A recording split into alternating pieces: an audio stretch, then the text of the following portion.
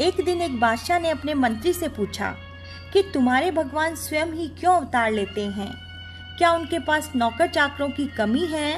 पृथ्वी का भार हल्का करने के लिए वे उन्हें भी तो भेज सकते हैं। मंत्री ने उत्तर दिया कि बादशाह सलामत, मैं इसका उत्तर आपको फिर कभी दूंगा।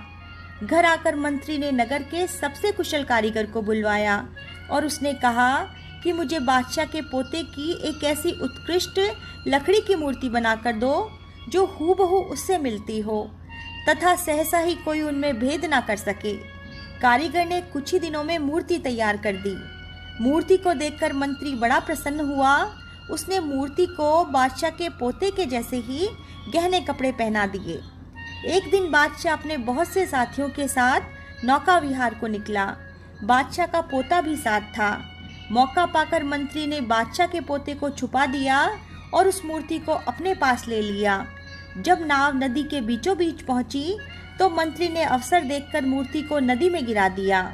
बादशाह ने जाना कि मेरा पोता ही नदी में गिर गया। उसने आव न देखा ताव झट पोते को बचाने के लिए नदी में कूद पड़ा। तब मंत्री ने बादशाह से कहा कि हुजूर इतने सेवकों के पास होते हुए भी जैसे आप स्वयं ही इस नदी में कूद पड़े, इसी प्रकार भगवान अपने भक्तों को कष्ट में देखकर स्वयं ही इस धरती पर अवतार लेते हैं।